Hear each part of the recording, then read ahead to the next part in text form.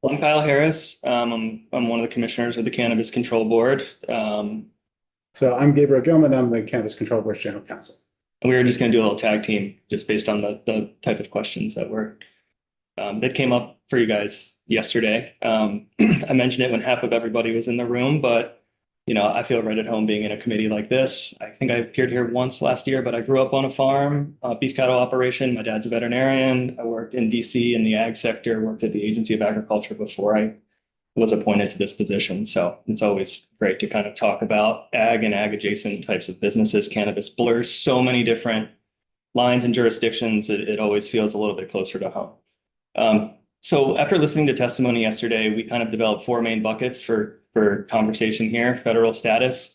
I know Pepper ran through the history of hemp and cannabis, at the federal level and at the state level at this point almost a month ago. So we thought just a quick refresher on where things were after. Hemp is so confusing to understand, let alone regulate and be a productive business in this marketplace. So I think refreshers are always helpful, even for me. Hemp in Vermont, what are we trying to do here? What is 323 trying to do? And I want to use some graphics to show you the THC percentage essentially determines four pathways, four main buckets for consideration. Only a couple of those are considered with what happened at the federal level. We view 323 as giving us the authority to initiate rulemaking, do full notice and comment rulemaking, understand interests from Vermont hemp businesses. I mean, if nothing changes at the federal level, it was exciting to hear from at least one business yesterday that wanted to figure out a path for her products in state, regardless of what happens. And I think this committee needs to understand certain things about what that looks like. If that's the intent of the General Assembly moving forward, some of the other constraints she might find herself on from a federal perspective. And then fees. It seemed like there was a lot of talk about fees at the beginning. So I'm going to turn it over to Gabe to just give you the brief overview of things. Thanks. So again, I'm Gabe Gilman, Cannabis Control Board's General Counsel. Unlike folks that feel comfortable with an ag committee, I have killed 3 office plants in 3 months. So I'm not here to fool anybody. But it might be helpful to very quickly give you an overview of sort of how we got to the place we are legally between the state government, the federal government, and hemp, because it explains some of the oddities about what probably looks like a quite odd section. In successive farm bills in 2014 and then 2018, the federal government opened up the possibility of what was otherwise CSA prohibited marijuana being recognized as hemp for those varieties that had trivial or no real THC and therefore no potential to be used as an intoxicating drug. The hope, everybody knows, was to use those as an agricultural product and to exploit them for their uses as a plant. That includes the CBD that the plant produces, which is non-intoxicating. Vermont was a really enthusiastic participant in that experiment, and some of you almost certainly were involved. The Agency of Agriculture, where Kyle worked for a time, was involved in putting together a really neat program for hemp producers. And that program kind of bloomed, but then market conditions changed, and a lot about federal law changed. So the Agency of Agriculture oversaw this as in conjunction with the United States Department of Agriculture with a state hemp plan and had hemp farmers and whatnot. And the original regulation of hemp, as it came down at first, focused really on cultivation, on the growing of it, making sure that those plants didn't have a lot of THC. Nobody paid much attention to the downstream products that were made with the hemp because they were assumed to be things like soap and rope and lip balm and whatnot. In 2018, the Congress made what I think is widely recognized as a significant mistake and created an unintended loophole in the definition of hemp. That enabled people to take hemp that was grown as hemp from low THC plants. It is ultimately the same species. And it was very easy to convert those cannabinoids made by the hemp plant into intoxicating cannabinoids. That's where you get Delta 8 and Delta 10 THCs, which have since been banned in our state by the board. And the other thing you can do is just take Delta 9 and concentrate it, which is to say, although it's low in THC, there's not none. And if you have enough biomass, you can get pure THC oil. And so there came to be a robust interstate market in what was, for all intents and purposes, intoxicating cannabis masquerading as hemp. This was followed, of course, by the pandemic. A lot of distraction. The government and public health authorities were dealing with bigger things, and sort of chaos ensued. And so the result of that is that my child or yours can take their Venmo card, go on the internet, and have mailed to them in many places what anybody would recognize as a cannabis product that would get them high and has all the risks associated with a cannabis product. And this was this state of affairs got really, really drastic, and the states had a lot of difficulty dealing with it. The board got out in front and was one of the first anywhere in the country to ban 8 and 10 outright, and then to define in a rule that is now it's Rule 2.17 what's the real difference between hemp that can't get you high and isn't a drug and cannabis that is, because the distinction was falling apart at the federal level. So the board did, in 2023, adopt an emergency rule. It was really effective. And I mentioned that Rule 2.17 because I want you to remember it, because it really has been the policy about where the line should be that almost all parties agree on. People really like it. It's working. And it does allow up to a 1.5 milligram THC to be sold outside of a dispensary and recognized as something that doesn't have to be regulated as intensely as a drug. But it does create some problems because there's nobody left regulating. When the hemp market went bust in 21 or so, there really ceased to be people who were interested in being regulated by the Agency of Agriculture as hemp producers because there was no money in it. It just wasn't profitable. And so the agency's last year of regulating through the program was to the 2022 growing season. It just shut down the program after that for want of anybody seeking to use the program. And when I said earlier that the history matters to what you're looking at now, this is where that comes in.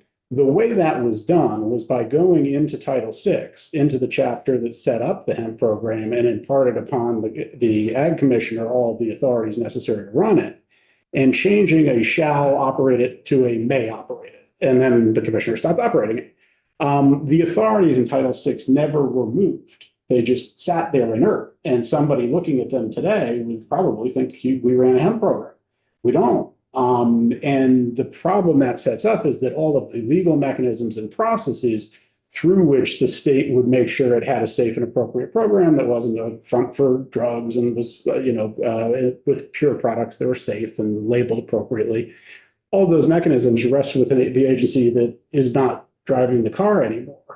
The Cannabis Control Board has limited authority in statute to regulate all cannabinoids, synthetic and otherwise, and it used that authority to ban the really bad stuff in the emergency rule I was talking about. But it has no authority under current law to do the things the Ag Commissioner used to do about running a hemp program. And so what you see here is the final follow-on where the authorities that were located in Title VI are moved into Title VII so that the board can essentially step into the shoes of the Ag Commissioner. Where it's important to note a difference is the size of those shoes has changed a lot. They used to be very closely focused on production. That is no longer necessary. USDA oversees production, and they used to pay little or no attention to downstream products. Now, downstream products are the most important thing to look at because they have the potential to be dangerous or intoxicating, et cetera. Whereas we're really not that worried about production. And so what you see in the language is an importation of the Title VI authorities to Title VII, but also a shift in focus from production to how are those products going to be handled and how we're going to make sure they're safe and secure in the products that come out of them are labeled. So that's a big picture, why you see what you see. That's why it's moving from one title to another. I think there's broad agreement among policy folks that the states that have consolidated their hemp and THC cannabis regulation in one place have had more effective regulation. When there's a split among agencies, the agencies get triangulated, the rules don't line up, and confusion ensues. So I think almost everybody involved, including my colleague Steve Collier and partners at the Agency of Agriculture, agree it makes sense to make this move. So I kind of said enough about how we got here, and I should hand things over to Kyle to discuss what the market really looks like and why we're all here. And he can discuss with you the serious challenges affecting industry if the planned closure of the loophole occurs on November 12th. Thanks, Gabe. Earlier or in late 2025, and it took regulators completely by surprise, in all honesty. Language was put into the Appropriations Act at the end of 2025 to essentially kill 99% of all hemp-related products. I think there was a question of pepper. Was this 0.4 milligrams of combined total THC per container? Was that a scientific number or not? I believe after I rewatched this testimony, somebody in the room asked that question. The answer that I feel comfortable most saying is it was not. It was looking to make a hard break between what is a cannabis product and what is a hemp product.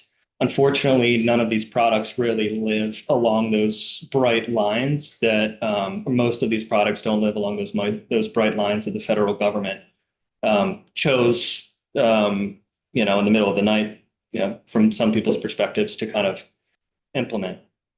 This has really made it really challenging moving forward for the Cannabis Board to kind of understand what these impacts are going to be, and even harder for the businesses that you heard from yesterday, and I'm sure you're hearing from in your own districts, to understand what's life going to be like after November 12th, 2026. And my guess is as good as yours right now. I think there was some musing that this will get pushed yesterday.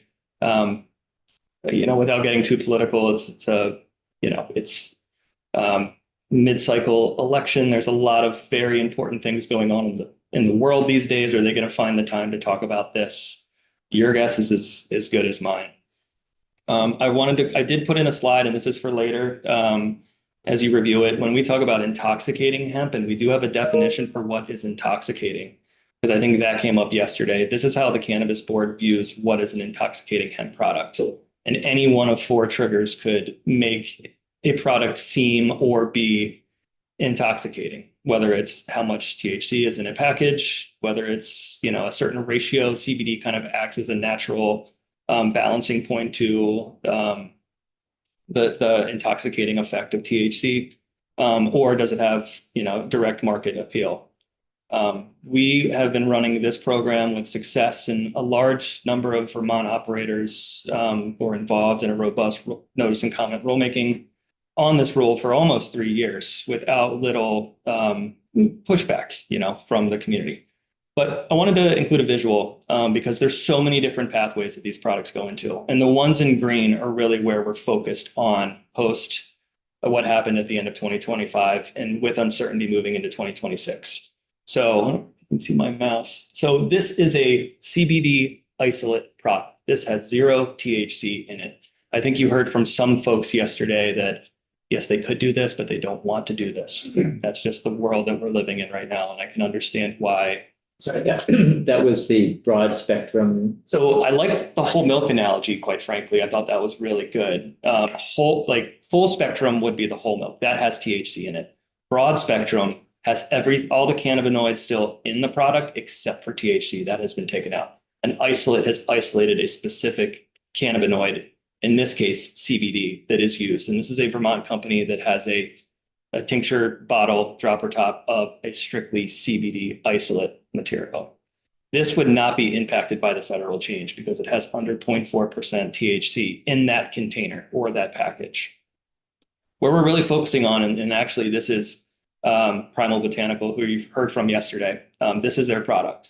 This is where a lot of the concern, I think, was, because it doesn't fall into the intoxicating hemp product. They haven't been bothered by the federal government. They're not doing anything that we would be considered an intoxicating product. And now they are swept into this federal change that is impacting CBD businesses all over the country.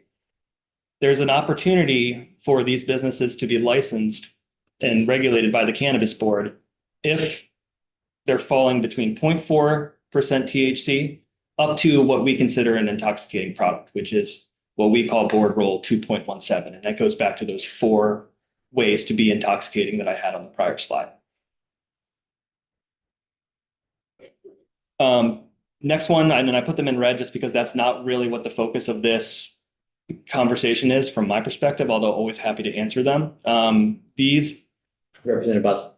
I mean, I'm just wondering, like the second one up there, I believe is the same, the label of the same product that the woman that testified brought Yeah, in? that's her product. Okay, so is that, she said that her product was not intoxicating, It's but it not. has in there in parentheses, intoxicating product.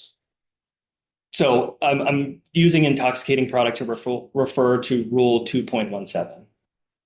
So Which is the federal rule? no, that's the board rule. So 0.4% THC Yeah, is the federal rule. yeah, Now, as it goes into effect in November, to kind of determine what is hemp and what is cannabis. Yeah. Before this, in 2023, the board promulgated a rule to determine what an intoxicating hemp product was. But there's a big delta between what 0.4% THC per package is and what an intoxicating product is.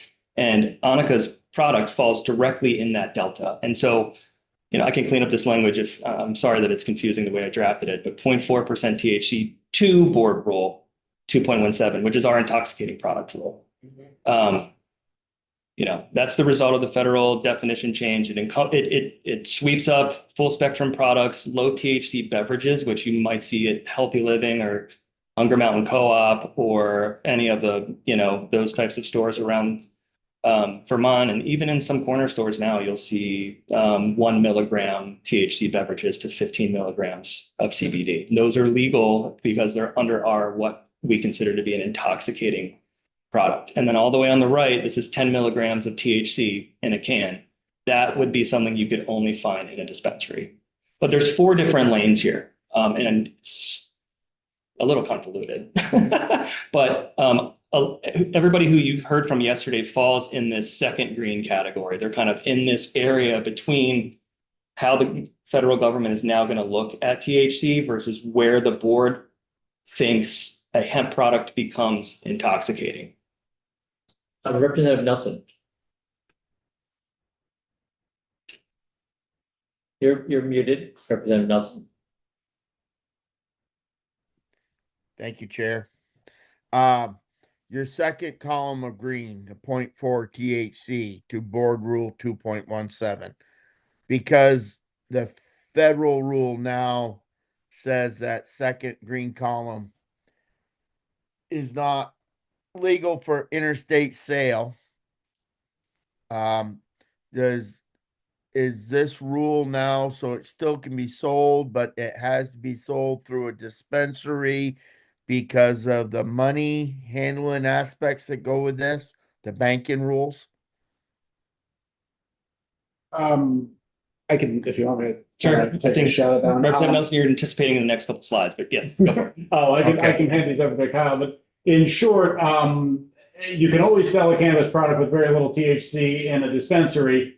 But the challenge is going to become for the people that don't want to do that, the common carriers won't carry the product, banks and insurers won't deal with them, et cetera. So those incidents of federal illegality will be a problem. But like Kyle, I think has plans to address that. Okay, thank you. So what do we feel like, this bill is a huge undertaking, and what does this accomplish for hemp and for the board as far as clarity goes after what happened in November? We believe that what is on paper, and there's some adjustments that I think could be, and I'll turn that over to Gabe to talk about where we think there still could be some opportunities to improve some language, and maybe Gabe can work with Bradley if that, or Ledge Council if that feels appropriate to you after this conversation. But we do think it provides rulemaking authority to largely address that regulatory gap between the 0.4 THC and what is an intoxicating product as defined in CCB Rule 2.17. That's where the products that you heard from yesterday currently are in limbo. We think this section of 323 is very broad, and it's kind of done that way because we just don't honestly know what's going to happen in November. We don't want to craft a rule and go down one path and then they push the effective date. They have carve outs, so on and so forth, that make us have to go through a full notice and comment rulemaking process again. But we do think it provides flexibility to assume there will be adjustments for non-intoxicating hemp products or category carve outs at the federal level. FDA is supposed to be determining what package or container is actually defined as. They're supposed to be looking at what is appropriate dosing for full spectrum products. And a lot of that even in our regulator circles, FDA has been very, very silent on what those are moving forward. And some of that would really help products like we heard from yesterday to find a place in interstate commerce, depending on what they're trying to produce. Is it a tincture? Is it gummies? Is it beverages? So on and so forth. How are they being used? How are they being produced? So on and so forth. But really, like, we view this as an opportunity for us to do full notice and comment rulemaking. There's a lot of questions that need to be answered, assuming that there will be some carve outs for interstate commerce as it relates to these specific products. How is hemp being processed at cannabis? Can hemp be processed at cannabis manufacturing facilities? That's something that we would want to do and figure out in rule, because you need strong standard operating procedures to make sure you're not commingling what is hemp and non-intoxicating with what is cannabis and intoxicating, and not trying to masquerade one as the other. And manufacturers in the cannabis community that we talk to seem interested in doing something like that. How to handle possession and transfer of hemp intermediaries. This gets back to a little bit, as Gabe alluded to, you have hemp biomass and you're turning it into a distillate. It might be CBD distillate, it might be a full spectrum product. You can then turn those into intoxicating products. So, and it's really challenging because crossing state lines with biomass is different than crossing state lines with a concentrated product that is above what the federal definition of cannabis has been, and especially moving forward. Which testing, labeling, safety standards apply to hemp products intended for human consumption? Right now, things are basically tested after they leave the farm in like an agricultural product form. There is no testing done for any products that you see, unless it's on the goodwill of a good business to kind of have their products tested, as we heard a little bit of yesterday. There's no statutory, federal, or state requirement that anybody test any of those products to determine what other additives were used, were they grown with pesticides, so on and so forth. None of that is present currently. Are there additives that should be prohibited? Are there hemp products that contain certain amounts of THC restricted to people over the age of 21? I think there's opportunities, depending on, again, what happens in November, for folks to sell products not necessarily through a dispensary. We think about the beverages that I talked about, the 1 milligram THC to 15 milligrams of CBD that you might see at a co-op. Should those, because they contain THC, be only for 21 and up folks? Should you be able to buy those at 802 Spirit stores, or just get carded at a corner store like you do with alcohol sales? We think that there's opportunities for that. I don't think we're trying to force everything into a dispensary, but there's a lot of conversations we would like to have with the manufacturers of these products to understand their supply chain and where they would like things to be sold or not sold. I don't think anybody really feels as a board that it makes sense to call it for us to receive, John Bartholomew, I think that's your. Yes. Yeah. How do I turn this off? There we go. I was trying to, come on, leave. I was trying to log on so I could see the screen, and because I don't have the As soon as I'm hand. done talking, I can forward the presentation and so you guys can have it. No, Interrupt. I'm sorry I didn't get it to you beforehand. And to the question, and I can turn this over to Gabe, I think it's very, again, we haven't had a lot of conversations because we don't know what the interest is going to necessarily be.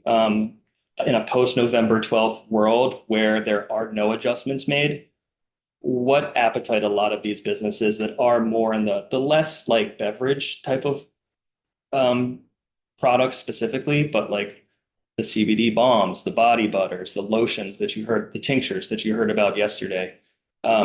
Is there still business interest in an intra-state market just along the four borders of the state of Vermont?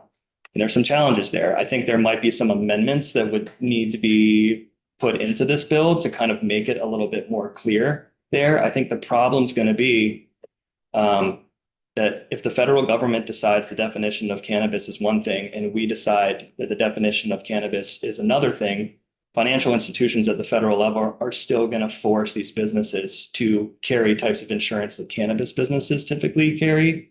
And they won't work with certain businesses without high banking fees. No federal FDIC insured bank will work with a cannabis business. It all has to go through credit unions. So there might be constraints that the cannabis board isn't putting on folks, but it just might not be economically feasible with all of the stuff that they're going to have to go through. That doesn't mean that we shouldn't attempt to provide those folks an opportunity. But it's a challenging position to be in, because then you're basically creating, as we call it here, like an over-the-counter or out of dispensary low THC product, but it's still treated as cannabis at the federal level. It's just treated as hemp, quote unquote, or an over-the-counter product in the state. So those concerns that would be out of your control or effectively out of our control are banking issues, insurance. What else does the cannabis industry have to deal with? It's The big one that would kill interstate commerce is the cessation of access to common carriers and parcel carriers. within the state. That's, yes, within the state, I don't think they would touch it either, even if they stayed completely in state. I'm not certain of that, but it seems very unlikely. So if things stay on track and the Congress does not change course by the 12th of November, for practical purposes, it will be economically impossible to engage in this activity as your primary source of livelihood. Some people, I think, and Ms. McCann gave great testimony yesterday, I think, and she pretty much said that. She said sort of, if that happens, this kind of turns into a side gig for me. But as a large commercial endeavor, it would not be viable. So what you see in terms of the question possibly undermines is, well, why have you lawyers delivered this complex thing to me if you just said it's all going to die in November? And that is, it's really enabling legislation to hedge against the possibility that the Congress modifies what currently would be a very strict ban, such that some of the numbers come up, or such that there's some category carve-outs of the kind Kyle was talking about. If the Congress does that, you want something like what is on offer in sections 24, so that the government at the state level can do the things the government at the federal level isn't, such as, if you have a field that looks like cannabis and somebody says it's hemp, having simple legal authority for a representative of the government to go to clip a piece, send it to the lab and see what it really is. Similarly, from a consumer product safety perspective, FDA and DEA have left the scene. And so even the minimal protections around supplements and structure function claims that you see if you want to go to the vitamin store or something, at least somebody's making sure that what the bottle says is in the bottle is in the bottle. And so we would need to be able to backfill that role if there continued to be federal abstention from food and drug regulation of these products. So that's why you see what you do, but it's really an anticipation of a world where it is possible to have some interstate commerce in this stuff. If nothing changes, we very well may find ourselves by Thanksgiving in a world where this is not something that's economically viable for folks to do and undo it. And in a sense, that did happen with the collapse of the first hemp market in 22. It wasn't that anybody outlawed it. It was that without the THC content, it ceased really to be profitable enough as a product for people to want to grow versus some other crop. And so they just kind of went into other fields. So happy to take any questions you may have. And I do have one more slide, Yeah. officer. Just because fees came up yesterday. And as Gabe just briefly alluded to, from a producer perspective, I know Ledge Council walked everybody through the fees to grow cannabis yesterday. In reality, those are on the books, but they're not being utilized because, as we talked about earlier, the Agency of Agriculture gave up their authority to regulate hemp in the farm field back to USDA AMS a couple of years ago. And it's free for producers to register with USDA as a hemp grower. What some of this language does and affords the board is a producer would need to register with us and pay this nominal $50. So that if we do get reports or complaints that what somebody's doing is in fact THC, high THC cannabis, and not hemp, but it's masquerading as such, we have the authority to go and sample that and run it through our lab, which is in Colchester. And so we wouldn't be looking to regulate, the farm field as it relates to hemp. It's more so just giving us that authority to kind of make sure what they're growing is in fact what they say that they're growing. As far as processor and product fees, it's really challenging to predict. These fees kind of feel appropriate if interstate commerce does happen, maybe not so much if intrastate commerce is the only availability to a lot of these products. I'd be remiss if I also didn't say that, this is adding more responsibility to the board, and we've got to think about FTE and how we implement a program. I'm not going to sit here and say this will cover the full price of one employee of the cannabis board to kind of help move this program along, but we have to consider the work that we do in our office from a licensing, rule development, and compliance considerations as it relates to this. And just not knowing what the interest is going to be. We might have 6 folks that take advantage of this. We might have significantly more than that. We just don't know until we kind of get to the opportunity to kind of more robust rulemaking to see who's participating. And just by way of comparison, we've got a couple manufacturing licenses that feel appropriate for a comparison to a processor, and our manufacturing license cost in the cannabis world is $15,000, and our less costly one is $2,500. So, it's a little bit of apples to oranges because things are not the same. But if we are thinking that this is gonna not change in November, and the federal government is still treating, this as cannabis, it's a little bit better of a comparison.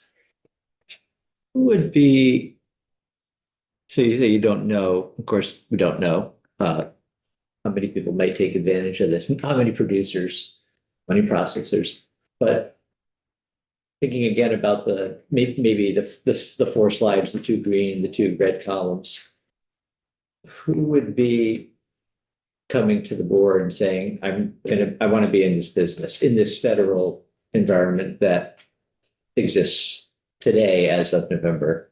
So there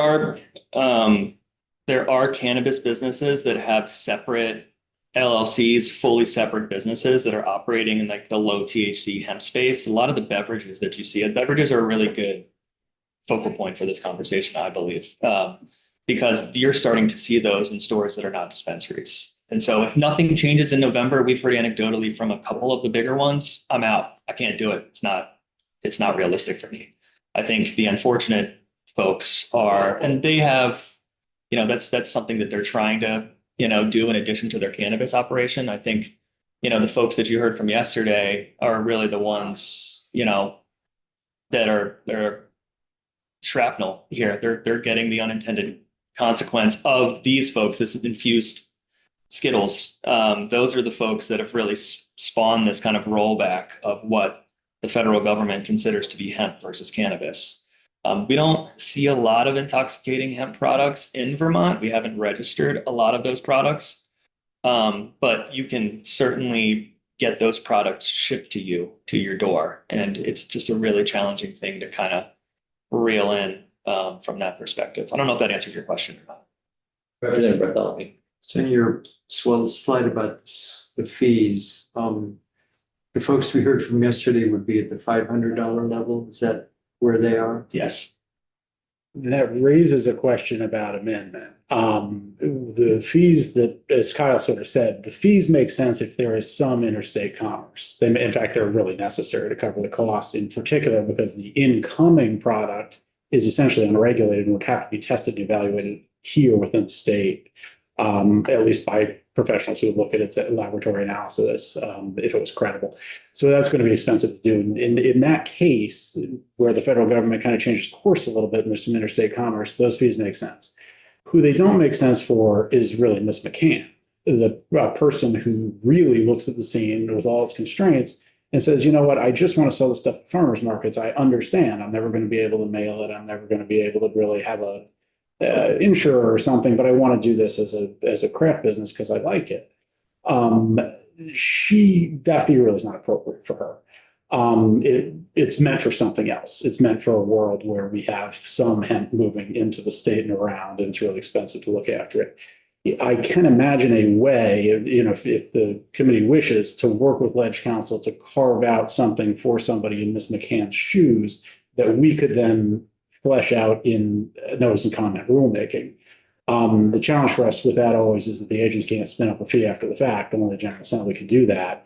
I might suggest to you that the way we could do that is amending I have an amendment in mind that could create a safe space for somebody like her who's operating just in the state with what we would regard as 2.17 compliant safe products that would allow her to do what she's doing and then maybe attach a separate fee, such as an intrastate registrant fee or something, just for that very narrow activity, and assign an appropriately low number to it because it's really not expensive to oversee. So that I think that could be done if you feel like that is appropriate to do.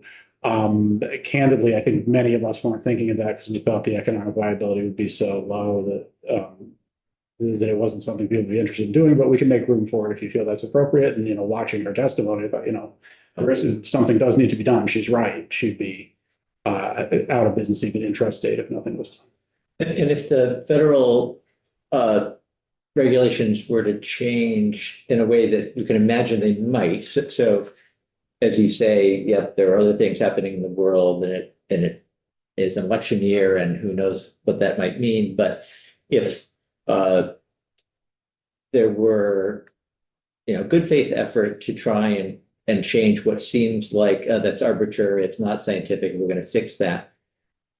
Is the world that we would then be in November one where those business like the one we heard, more than one we heard about yesterday, they could go back to selling across state lines?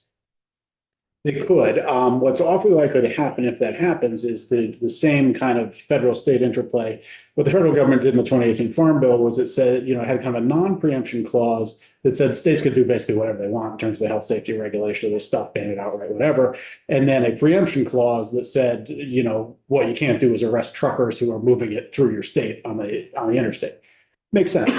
They probably would do something like that. And so that, what would it look like? It would look, for example, like the Congress saying, okay, up to 1 milligram per serve, that will be legal in interstate commerce.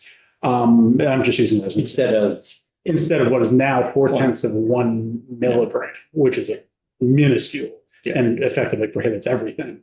But if they were to say something more moderate, like, raise the tolerance for THC amounts so that there would be some interstate transit in it or traffic or commerce in it, then the rest of the bill makes sense. That's what it's really built for. Then you've got these kind of unregulated products coming in. You've got some THC that can be abused. Then it really makes sense. If things stay as they are, as everybody said, we're kind of talking about a notional thing. And again, we think the language, except for the new stuff we've discussed here about strictly intrastate and maybe a fee if somebody just wants to kind of focus on the state of Vermont and not whether they can or not ship outside the state borders, we think this language allows us some flexibility, just completely not knowing if something's going to get snuck into a bill at midnight that changes things between now and November. This allows us to start work in the summer after,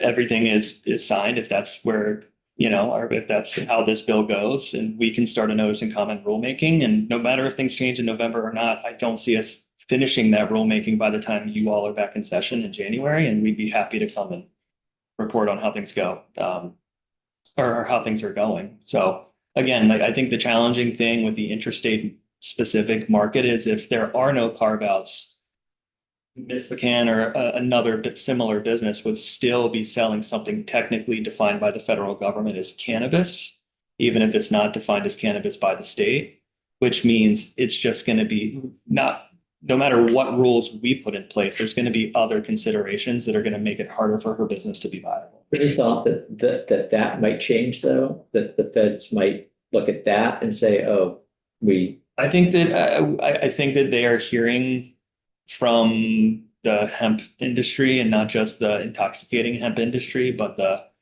you know, the CBD industry and, you know, that my guess is as good as yours right now. I'm, you know, anxious to go down too many kind of thought bubbles here. I think, again, we've anticipated that some things may change or the implementation date may get pushed, but we want to set folks up to take advantage of those opportunities if things do change.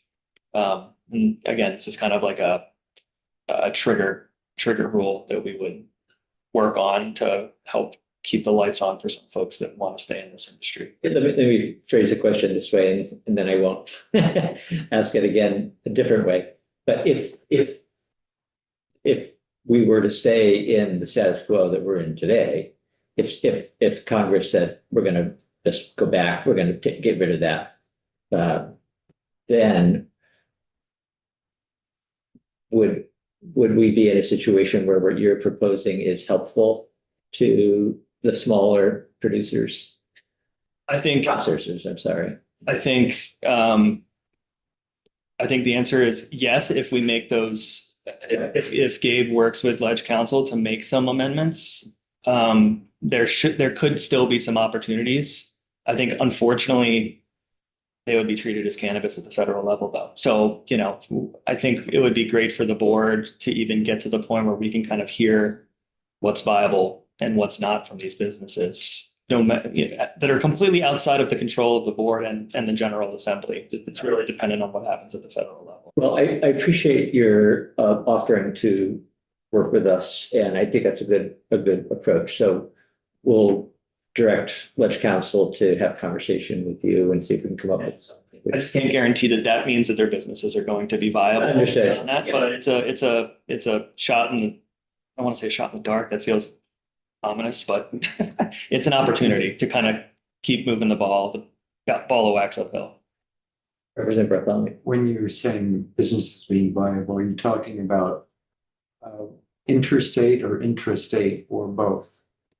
If nothing changes, there's not going to be any interstate, and I think all of these businesses are not going to be viable regardless. I think if we can figure out a way to do this out of dispensary or over the counter model, this low THC limit, where folks are strictly focused on intrastate in the state of Vermont, there may be an opportunity for some folks to still find viability, but I still think it's an uphill battle. I think if nothing changes in November, we can try and pull as many last minute levers as we possibly can. But I think, you know, I don't see a lot of viability if nothing changes in the broader hemp conversation, unfortunately. I'm also curious about the logic. If you say an ointment that even if the THC level is high, you're not going to eat that. Or most people, I don't think would eat it. But if that got sent to a state where there is no recreational cannabis available at all, would a consumer be able to take that ointment and somehow extract the stuff? I mean, it doesn't seem like something you do in your home, in your bathroom. And that's sort of one for the Congress. I'm just You're wondering. not wrong. You know, I think once this thing's emulsified and something you don't want to eat, nobody's gonna You could theoretically extract it, but you're going to do that as a consumer? work. Yeah, I take your point, and I think that's You're one not, of the you know, frustrations. grow your own plant and hide it in the basement and just do. Anyway, I just wondered if there was any logic to this. That one's for the Congress. I think people would wish that they would carve those out. Is any level of THC, does that make the product, I guess, illegal for children? Or is it just the 0.3? That's one of the reasons this is actually important. If you're gonna have products in that zone under, well, right now, 1.5 per serving is basically the line. Right now, those 1 milligram drinks that you might see at City Market or something are not regulated by anybody. And there's no requirement that they not be sold to children. Many of those businesses are, just because they're responsible people or they don't like liability, are only selling to adults, but that's not because of any law. And so this legislation would allow the board to write terms of sale and conditions of sale to cover that right now uncovered space in the event we wind up with a modified version of what the Congress is aiming at right now, where these 1 milligram drinks are a viable commercial product. So the language in 323 would allow us to help determine where age gating is appropriate depending on the product formulation, the method of consumption, so on and so forth. So I think what I'm envisioning sort of next steps here would be to have you sit with Ledge Council. I can be part of that conversation too, if that would be helpful. And draft an amendment. We can come back and take a look at it here in the committee. And then I have asked the chair of the Government Operations Committee to also take a look at this, since they're more familiar with the work that you do. I think that would be important. So having the original language plus our amendment, if we are able to come up with an amendment, I think would be useful for them. So plan on that, if that makes sense. Happy to. Okay, good. Thank you. So we'll get this up on our website. Yep. And we will take just